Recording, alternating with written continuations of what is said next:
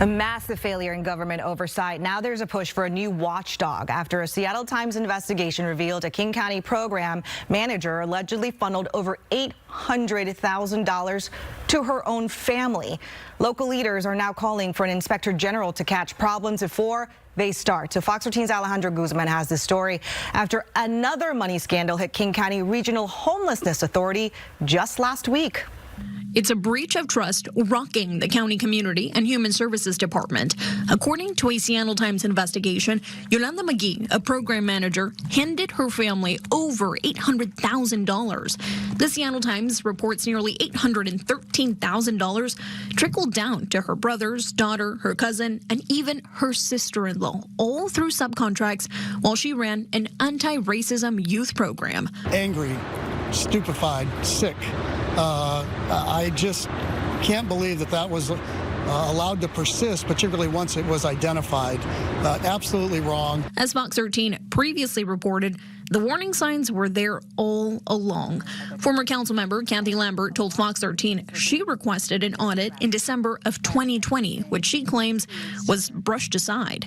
The 2025 audit warned of wanton disregard. Simply put, who cares for taxpayer dollars at DCHS? You were first sworn in 2013. Fox 13 has evidence that council members knew about this potential fraud as long as 2 years ago. Why are we just now hearing about this now? These reports are new information to me. We have budgeting authority, we have legislating authority, and we have oversight authority. We don't run the day-to-day operations of the government. The task now, making sure this doesn't happen again. The plan? A new independent inspector general with the power to subpoena witnesses and recover stolen cash. Council members Reagan Dunn, Sarah Perry, and Pete Von Reichbauer are co-sponsoring the move to give the county teeth. In a statement, Dunn saying in part, quote, "Taxpayers have had enough. They deserve a government that delivers real accountability for financial wrongdoing and provides tangible results." McGee, who was hired in 2018, was fired in January. But the question of criminal charges remains at the hands of the King County prosecutor. Legislation on the new inspector general is set to be introduced Tuesday. One tap and then let it go. All right, so we are joined by Allie right now. And Allie, let's go back to DCHS for a second. You talked about this lady who obviously was managing one of the programs. She had millions of dollars in grants, but $800,000, Seattle Times reporting that it was funneled to family members, right? Yes. So what is DCHS saying about that specific case? Like, for example, are they going to get the money back? Are they looking into that case even further? Well, I did reach out, and so far I haven't heard back. You know, I wanted to know where this investigation was going, what the latest update is. Is she going to be facing criminal charges? But we're just going to have to wait and see. Right.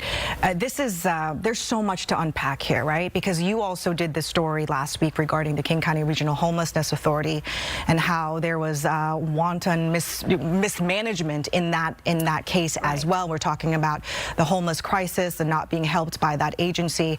So what do you think needs to happen moving forward? What are officials telling you about the steps they're going to take moving forward?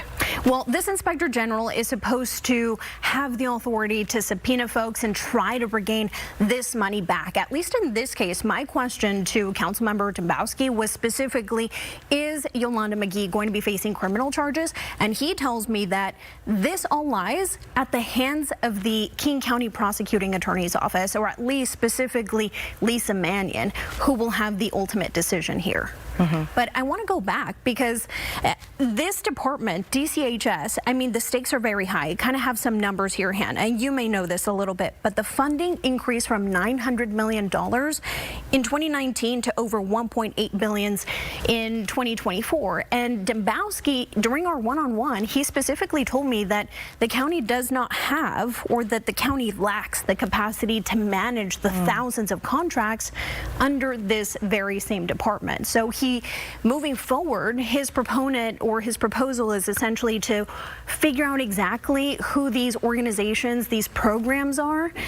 This is just going to hurt, bottom line, any youth programs. I mean, this was an anti-racism program for our youth. When voters go to the ballot box and say, do I approve this levy? Yes, I want better things for our teens. I don't think this is this is definitely going to be having some serious ramifications for our youth. Yeah, ramifications. And I like the fact that you asked a question about, hey, you guys heard about this years ago. Why didn't you do anything about it? We did hear Dombowski responding to that. So thank you so much, Ali, for that report. No, thank you.